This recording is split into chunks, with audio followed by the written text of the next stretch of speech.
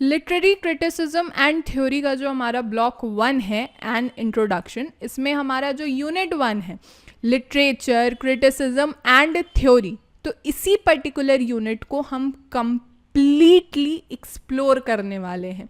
सबसे पहले आप समझो कि लिटरेचर है क्या। कहीं से तो ये वर्ड हमें मिला होगा, कोई तो ऐसा समय रहा होगा जहाँ पे हमें इस पर्टिकुलर वर्ड की एग्जिस्टेंस समझ आई होगी। तो वो वर्ड क्या था, वो इवोल्यूशन क्या था। ये जो इवोल्यूशन हुआ है इस टर्म का, लिटरेचर का, ये हमें पता चलता है कुछ हिस्टोरिकल शिफ्ट से, कुछ सोशल शिफ्ट से। ओरिजिनली क्या होता था कि किसी भी रिटन मटेरियल को हम लिटरेचर का नाम देते थे।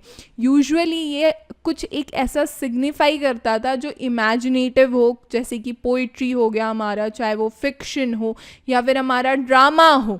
पर्टिकुलरली इन अकेडमिक रिलम, यानी अकेडमिक्स में कोई भी बातचीत अगर हमारी लिखी हुई है, रिटन फॉर्म में है, तो उसे हम लिटरेचर कहते थे।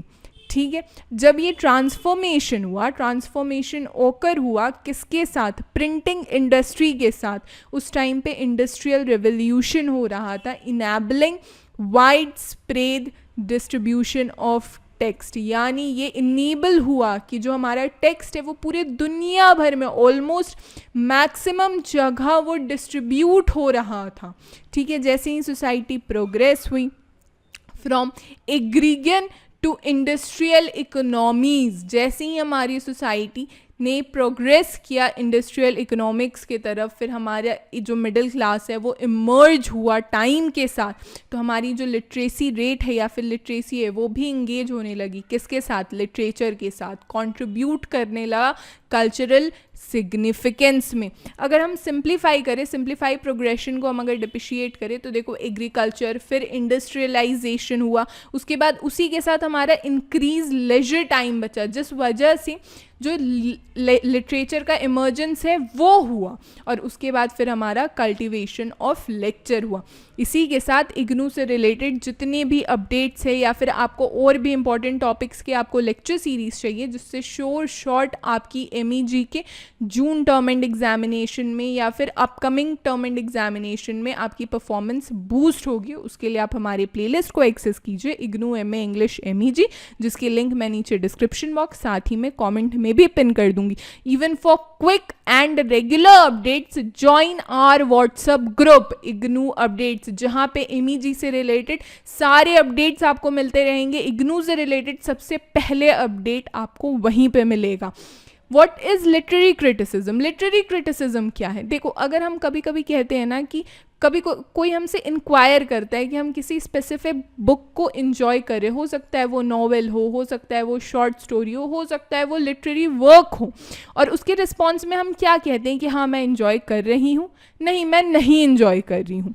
Marks the threshold of literary criticism, यानी ये जो मार्क्स है ना, ये कहीं ना कहीं कुछ ना कुछ लिटरेरी क्रिटिसिज्म का है। यहाँ पे हम चीज़ों को ना देख रहे हैं एक ऐसे नज़रिए से जहाँ पे हम आकलन कर रहे हैं, असेसमेंट कर रहे हैं, और जैसे ही जब कोई इसमें और ज़्यादा डीप जाएगा, हमसे पूछेगा क्यों, आपको क्यों पसंद नहीं है या क्यों पसंद आया, तो हम अपने we will articulate our perception, और हम उसमें फिर इंगेज होंगे उसके लिटरेरी क्रिटिसिज्म में, even at basic level. Similarly जो एनालिसिस होगा फिल्म्स का या फिर आर्ट वर्क्स का, वो भी अंडर क्रिटिसिज्म फॉलो करता है। Even the mayor act of comprehending and interpreting the literary experience, ठीक है, without explicit articulation can constitute literary criticism, यानी आप बिना कोई मेयर एक्ट के, कॉम्प्रिहेंड के एंड इंटरप्रेट के आप लिटरेरी एक्सपीरियंस को आप बता सकते हो बिना कोई आर्टिकुलेशन के। क्यों? सिर्फ और सिर्फ उसमें लिटरेरी क्रिटिसिज्म को कॉन्स्टिट्यूट करके। देखो, ये जो रिस्पॉन्स होता है ना, this response can range from amateurish, यानी ये बहुत ज़्यादा, इसका जो रेंज रहता है ना वो काफ़ी ज़्यादा सोफिस्टिकेटेड रहता है, काफ़ी ज़्यादा प्रोफेशनल रहता है, akin to what you might, आप क्या इनकाउंटर करते हो उस हिसाब से। रिव्यू कॉलम्स, स्कॉलरली जर्नल्स, ये सारी चीज़ें लिटरेरी क्रिटिसिज्म में आती है। यानी आपको इन सारी चीज़ों को क्रिटिसाइज करना होता है, आपको समझना पड़ता है कि क्या है इनका विजन, कि किस तरीके से ये बातों को लिखा गया है through out literary history. English poets या फिर क्रिटिक्स ने, जैसे कि हमारे विलियम वर्ड्सवर्थ हो या फिर आर्नोल्ड हो, इन्होंने बहुत ज़्यादा डिबेट करी है merits of criticism versus creation. यानी इनका ना कंसर्न ही ये था कि क्रिटिसिज्म ज़रूरी है या क्रिएशन ज़रूरी है। इसके ऊपर इनके बहुत से वर्क भी रहे, कुछ वर्क हमारे रहे जैसे कि फ़िलिप सिडनी के या फिर पीबी शैली सर के, उनके एसेज ही रहे हैं जिन्होंने इमर्ज किया है, जो कि एज अ डिफेंस रहा है किसका, पोइट्री का, कि पोइट्री क्यों इम्पॉर्टेंट है। अगर हम क्लासिकल ग्रीक और रोमैन क्रिटिसिज्म की बात करें, जो कि बहुत ज़्यादा रिवॉल्व है हमारे आसपास, जहाँ पे पोइट्स की रोल देखी जाती है सोसाइटी में, आर्ग्यूमेंट देखी जाती है, argument both attacking and defending their significance. यहाँ पे होता क्या है कि ये जो आर्ग्यूमेंट्स दी जाती है कैसे रहते हैं, ये अटैकिंग भी रहते हैं, कहीं ना कहीं डिफेंडिंग भी रहते हैं उनकी सिग्निफिकेंस के हिसाब से। टर्म्स जैसे एस्थेटिक्स हो या फिर पोइटिक्स हो, जो कि बहुत ज़्यादा प्रिविलेंट है पहले, जैसे क्रिटिसिज्म जब पॉपुलर हुआ था। रेमंड विलियम्स की ना एक बुक है जो कि जहाँ पे ना जैसे कीवर्ड्स जो कि ऑफर करती है एक बहुत ज़्यादा कंसाइज हिस्ट्री इन सारे टर्म्स की। More recently introduction of theory जब आई थी इनटू एकेडमिक डिस्कोर्स, जब वो आया तो बहुत ज़्यादा इनरिच है इन्हीं सारे फील्ड ऑफ लिटरेरी स्टडीज़ से। अब देखो हमारा जो अगला टॉपिक है दैट इज़ थ्योरी। ये सारे टॉपिक जो है ना, ये सारे टॉपिक आपके यूनिट 1 के ही हैं, जो हमारे ब्लॉक 1 में है, वहाँ पे ये सारे के सारे पॉइंटेड हैं, ठीक है। तो उन सारे ब्लॉक 1 से ना मैंने कुछ ऐसे टॉपिक्स लिए हैं जो कि आपके एग्जाम में श्योर शॉर्ट उससे क्वेश्चन आएंगे ही आएंगे। अब देखो थ्योरी क्या होता है, कोई अगर हमसे पूछता है कि थ्योरी क्या होता है तो हम कह देते हैं यार आंसर देना या फिर किसी बातचीत को रखना, किसी फैक्ट को रखना। हमारे पास बहुत सारी चीज़ें होती हैं ना। इन एसेंस जैसे थ्योरी जो होता है ना, theory serves to organise and make sense of experience, और ये कुछ ना कुछ एक एक्सपीरियंस का सेंस बनाता है, प्रोवाइडिंग अ फ्रेमवर्क, ठीक है। क्या करता है ये, एक फ्रेमवर्क प्रोवाइड करता है to comprehend the world around us, so that हमारे अराउंड जो वर्ल्ड है वो समझ सके, समझा सके, ठीक है। वेदर इन लाइफ या फिर इंटरप्रिटेशन जो होता है आर्ट का, थ्योरी जो है वो इस हिसाब से कंस्ट्रक्ट की जाती है टू कम्बाट क्योस, की क्योस उससे बने, कुछ स्टैब्लिश हो कुछ मीनिंग।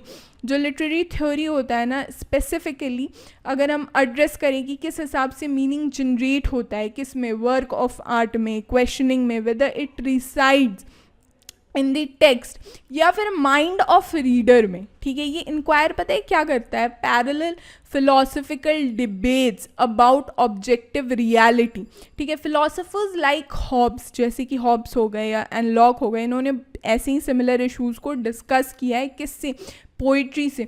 जबकि कांट जो थे इन्होंने डिफ्रेंशिएट किया है एक एस्थेटिक और मोरल जजमेंट को, ठीक है। जब भी लिटरेरी फिगर्स जैसे कि विलियम वर्ड्सवर्थ हो गए, इनका जो कंट्रीब्यूशन है किसके तरफ, थ्योरेटिकल डिस्कशन की तरफ, उनके प्रीफेज में, ठीक है। तो लिरिकल प्रीफेज जो है हमारा, वहाँ पे जब आप देखोगे बातचीत को, द डिस्टिंक्शन बिटवीन, जब डिस्टिंक्ट किया जाता है किस में, थ्योरी में या फिर क्रिटिसिज्म में, तो वो थोड़ा सा ब्लर हो जाता है। लेकिन अगर हम थ्योरी के साथ उसे पढ़े तो कहीं ना कहीं क्रिटिकल प्रैक्टिस हमारे लिए गाइडिंग होती है, ठीक है। इन रीसेंट डिकेड्स में, यानी पिछले 10 सालों में जो लिटरेरी क्रिटिक्स रहे हैं, उन्होंने एक ठीक ठाक हाइट दिखाई है अपने इंटरेस्ट की, किस में, थ्योरेटिकल फ्रेमवर्क में, जो कि रिफ्लेक्ट करता है अ ब्रॉडर ट्रेंड, एक तरीके का ब्रॉडर ट्रेंड किसकी तरफ, इंटरडिसिप्लिनरी की तरफ, अप्रोचेज इन अकेडमिया, कहाँ पे अप्रोच करता है ये, अकेडमिक्स में, ठीक है। यहाँ तक बातचीत।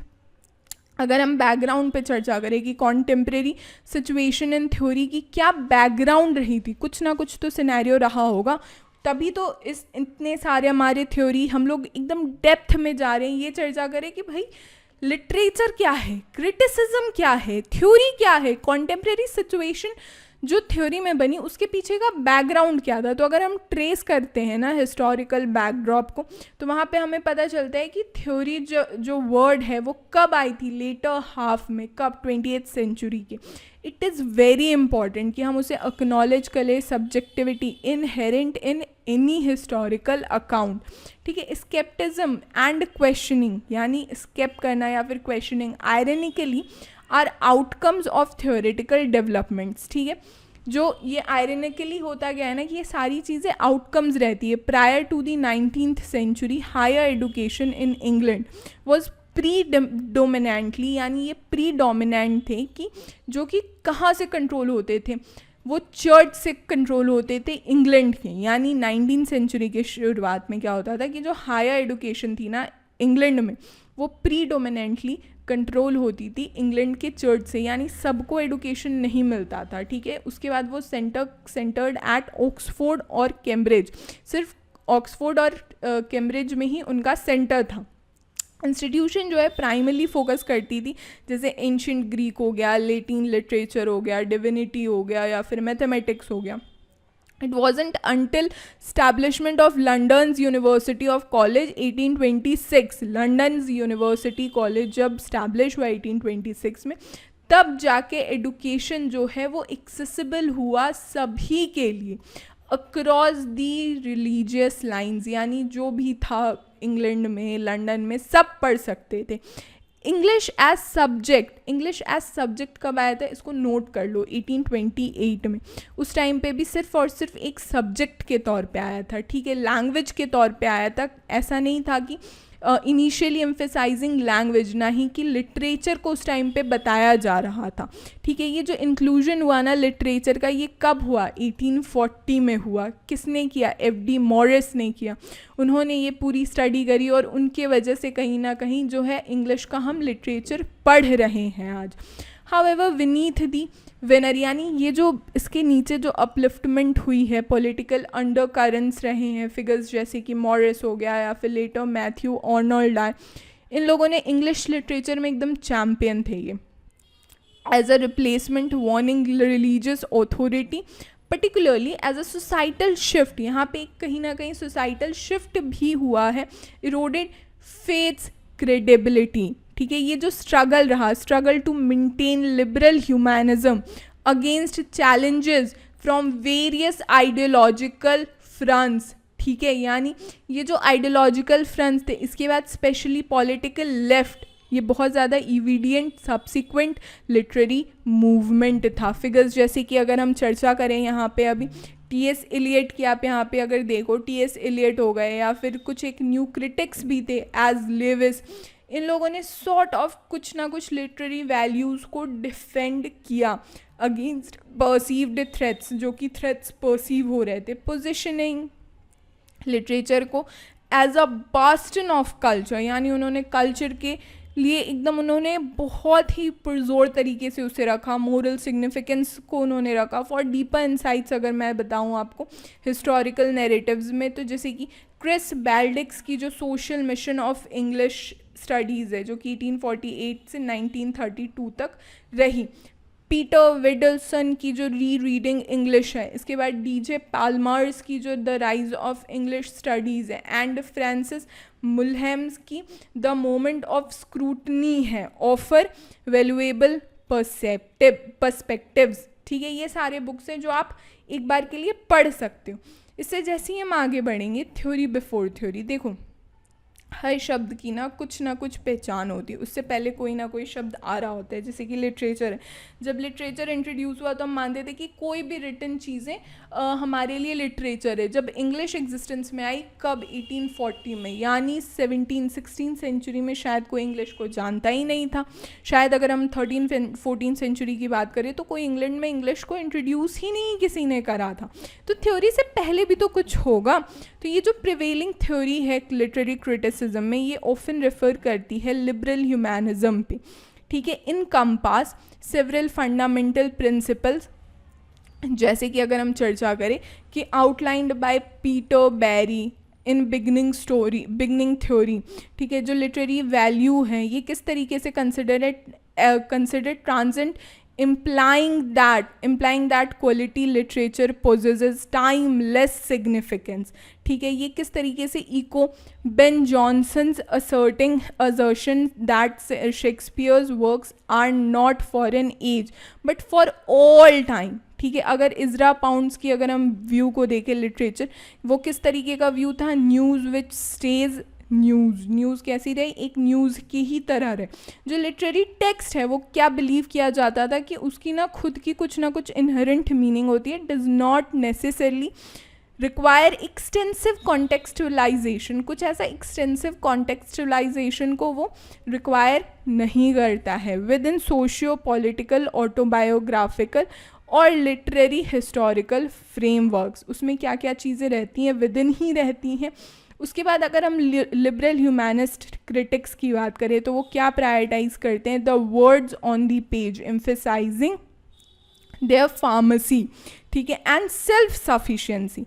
ठीक है, अगर अंडरस्टैंडिंग हो एक टेक्स्ट की, often involves studying it in isolation. ठीक है, तो इसी तरीके से ना यहाँ पे जब आप पॉइंटर्स को देखोगे, मैं बोलूँगी ना कि इस पर्टिकुलर स्लाइड की आप स्क्रीनशॉट ले लो, तो आपको पता चलेगा कि लिटरेचर जो है वो कहीं ना कहीं expected to seamlessly integrate form था और कंटेंट उसमें धीरे धीरे इमर्ज हो रहे थे. ठीक है, अब अगर हम देखें कि परचेज सॉल्व्ड असाइनमेंट आप कैसे डेली बाइट से परचेज कर सकते हो, तो इसके लिए आपको फर्स्ट ईयर और सेकेंड ईयर दोनों ही सॉल्व्ड असाइनमेंट आपको मिलेंगे. सबसे पहले आपको डेली बाइट्स के एप्लीकेशन को डाउनलोड करना है और उसके बाद जो इग्नू वाला आपका टाइल्स है उसी में जाओगे और वहीं पे आपको फर्स्ट ईयर और सेकेंड ईयर दोनों के ही असाइनमेंट आपको मिल जाएंगे. या फिर अगर आपको PDF वगैरह चाहिए तो आप हमारे व्हाट्सअप नंबर पे, गिवन व्हाट्सअप नंबर पे MEG499 का कोड लिख के भेजो और उसके बाद पेमेंट आप करोगे 500 का, and then you will wait for 24 to 48 hours और फिर आपके मेल ID पे आपको PDF दी जाएगी आपके सब्जेक्ट कोड के असाइनमेंट्स की, MEG की. ठीक है, so this will be all for this session. हमारे सारे सोशल मीडिया के लिंक्स नीचे डिस्क्रिप्शन बॉक्स में अवेलेबल हैं. Do subscribe daily bytes. Thank you so much.